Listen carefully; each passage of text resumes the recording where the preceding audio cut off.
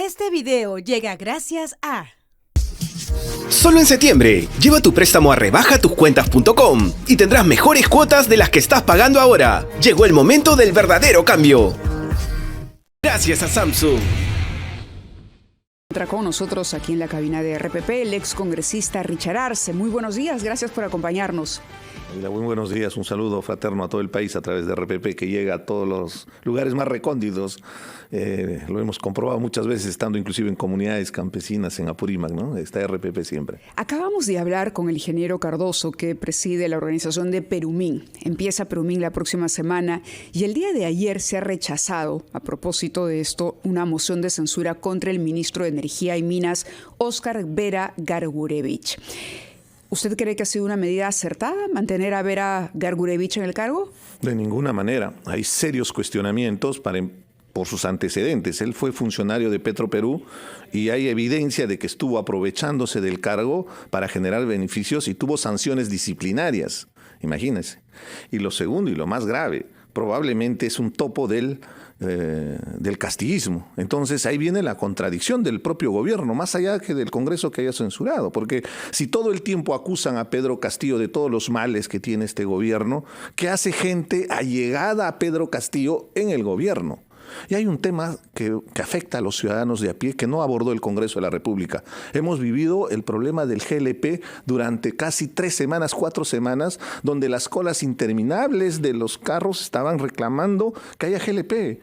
Y es por la falta de intervención del Ministerio de Energía y Minas por un problema de distribución. Ahora, porque se hizo mantenimiento de las plantas que estaba programado, pero también ahí hay un manejo hasta cierto punto perverso de algunas empresas que tienen una especie de posición de dominio y controlan la comercialización de GLP.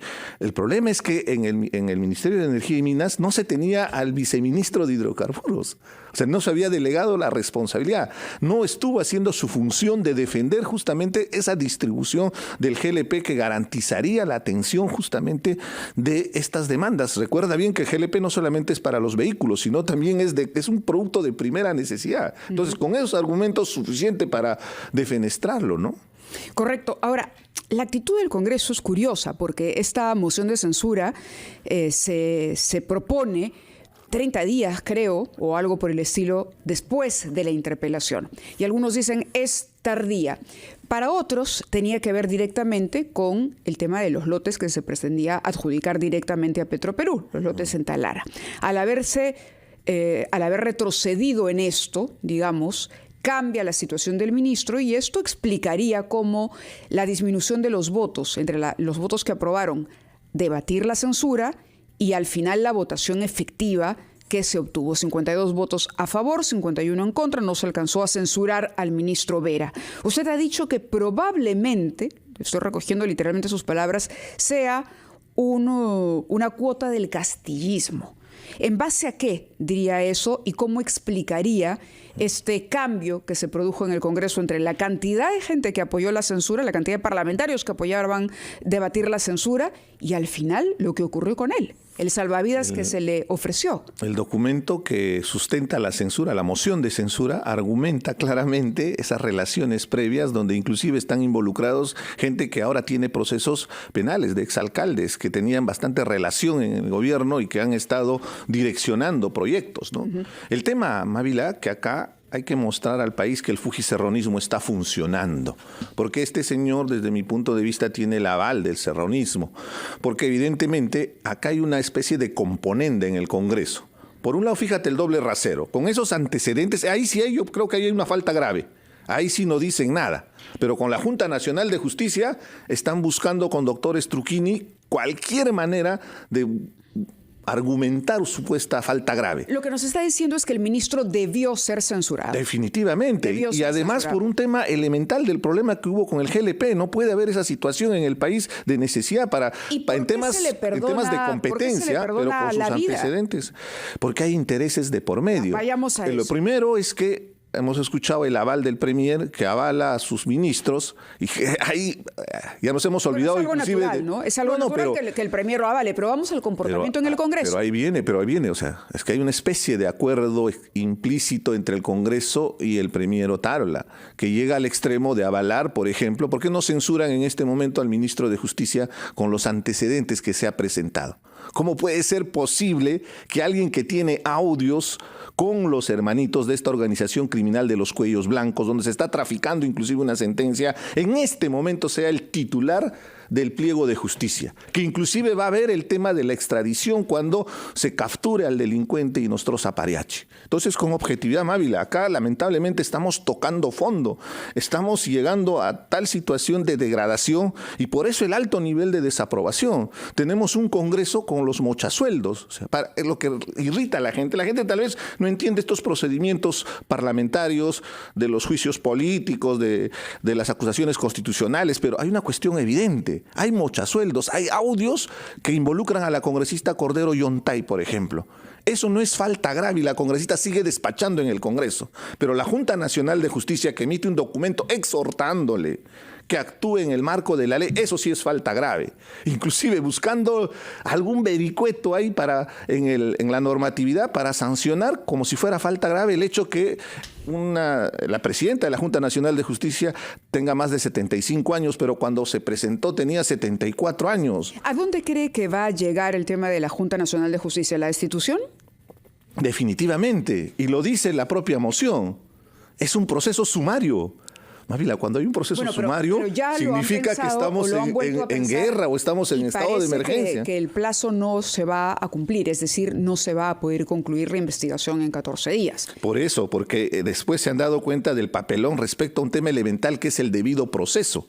Pero ayer has visto en la sesión de la comisión, los congresistas no estaban defendiendo el debido proceso. Era claro y evidente que buscaban confrontarlos y buscar cualquier argumento inverosímil para poder degradar justamente a los miembros de la Junta Nacional de Justicia. Y acá yo quisiera llamar la atención, no existe un solo congresista Mávila en el Congreso de la República que pueda asistir a esa comisión de la Junta Nacional de Justicia y desenmascarar esta perversidad de querer entrometerse en la institucionalidad del país, que nos va a costar. Olvídate de la OCDE, ya no vamos a ser parte de la OCDE, porque evidentemente acá hay una intromisión grosera de un poder del Estado sobre la institucionalidad. De acuerdo, son organismos autónomos constitucionalmente, ¿no? El tema todavía amerita que continuemos conversando. Vamos a ir a la pausa para darle pie a nuestros anunciantes y regresamos con el ex congresista Richard Arce. De la mañana continuamos en la ampliación de noticias conversando con el ex congresista Richard Arce.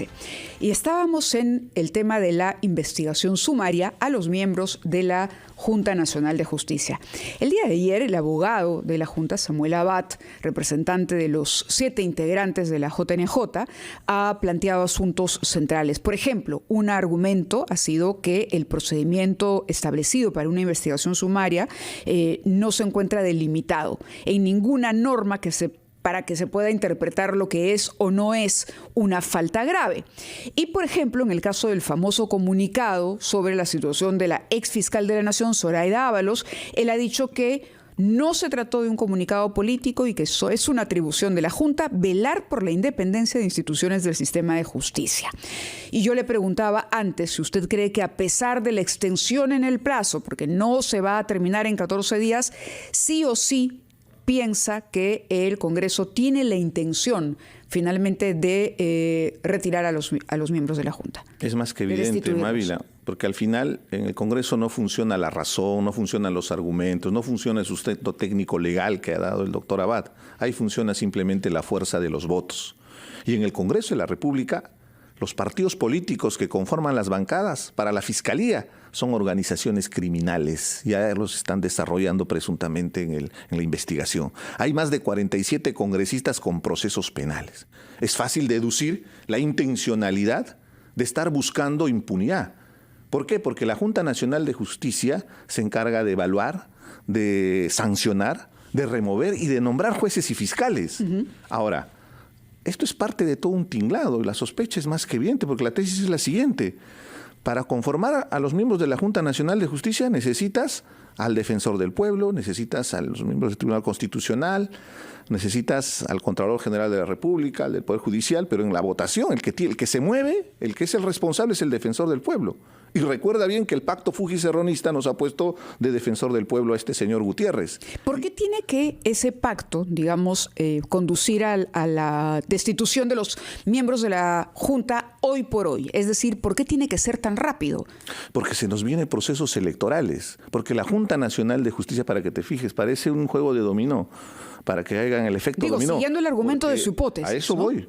Porque una vez que se instale una nueva Junta Nacional de Justicia afines a estos partidos políticos que son presuntamente organizaciones criminales, van a tener la posibilidad de controlar el Jurado Nacional de Elecciones.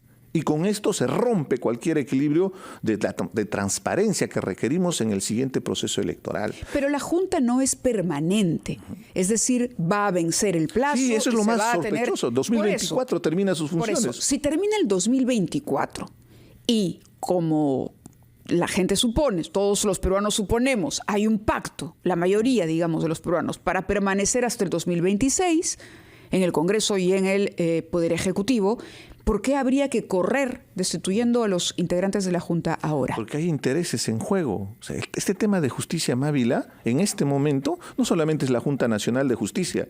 Pretender tumbarse herramientas que han permitido a la Fiscalía confrontar abiertamente la delincuencia y la corrupción, desde el Congreso de la República, es una evidencia de estas componendas y estos intereses subrepticios. Quieren tumbarse la figura de la colaboración eficaz. Quieren tumbarse esta figura de la extinción de dominio, que permite y garantiza el embargo de los bienes de los corruptos. Son más de casi 300 millones de soles que se ha recuperado en estos años. ¿Cómo puede ser posible que el Congreso se dedique a legislar para favorecer a los delincuentes? Esa es lo más lamentable de esta situación, Mávila, porque estamos llegando a tal situación de degradación. O sea, estamos favoreciendo a los delincuentes cuando deberíamos ayudar en esta lucha contra la corrupción por todas las necesidades que tiene el país. Tomamos nota de lo que nos ha dicho esta mañana y le agradecemos que haya estado con nosotros conversando sobre estas decisiones adoptadas en el Poder Legislativo. Muy amable. Esperemos que cambie. Vamos a ver, vamos a estar pendientes. Pero no le tengo, al contrario. No tiene usted mucha esperanza.